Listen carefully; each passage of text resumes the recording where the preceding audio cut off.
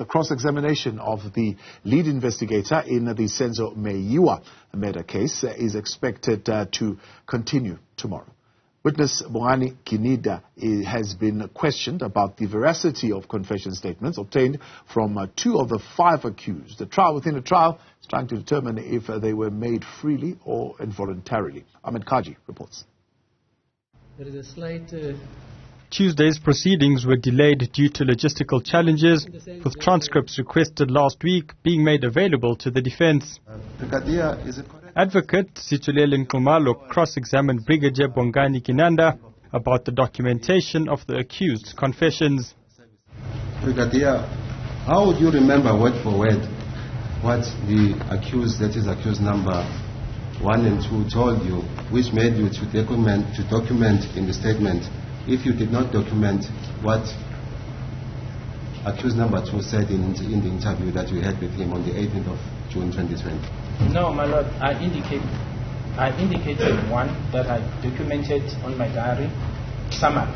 Subsequent to that, the confession, my lord, was made on the 19th, the following day, which was then made available to me as the investigating officer a day or 2 days later. When it was made to me, you read that context. Subsequent to that, my lord, a number of statements were made. Up to the time when I made a memorandum to the DPP, basically singing the same tune, so to say, my lord, of what was said. You keep on repeating the same thing because you're presenting your case to someone who doesn't know. Subsequent to the memorandum and the issue of the indictment, I also had to make another statement to the court, my lord, when I was applying for the warrant of arrest, also stating the same thing. So in 2023, when I was asked this, it wasn't that I was making it from isolation, my lord. There was documentary evidence that I was referring to, so I didn't just sit and apply my mind as to what happened and try to remember. There were documents, entries that were made, memorandum, investigation diaries. So that's how the statement of 2023 was made, my lord. There was also an exchange between Judge Rata Mokgoatleng and Advocate Nxumalo around the admissibility of the confessions made by the accused in the trial within a trial. Where did you get it? It was supplied to us by the state. My colleague do have it, my lord. So just supplied. What was the reason? As part of the trial within the trial. Following Nxumalo's cross-examination, Advocate Zandile Mshololo requested an adjournment, citing the need to read transcripts she had received late. In the afternoon session, Judge Mokgoatleng emphasized that one client could not be defended by 2 different legal representatives in the same matter. This after questions were raised over the confessions made by Mshololo's client.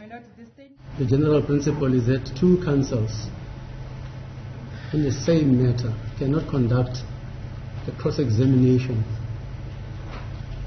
of a state witness on behalf of a client. Here, the client is represented by Mr. Ngomezu. But the ratio in that case, it says two counsels acting for one client can't do that. They've got to divide themselves. But here, as I say, there is a slight nuance. Mshololo then questioned Brigadier Gininda about the timing of the confession by her client. If it is correct that the accused had indicated freely and voluntarily that he wants to make the statement, why was it necessary that it is done at night? Why didn't you wait for the following day for the accused's statement to be taken? No, but my lord, where is that regulated? There's someone who wants to confess in a complex matter that I'm seized with. He's aware of his constitutional rights. He wants to make this confession freely and voluntarily, and one makes an attempt to find an independent office, and that person is found. Why would you want to delay the checking of that? I'm not aware of a provision that says you must wait until the morning.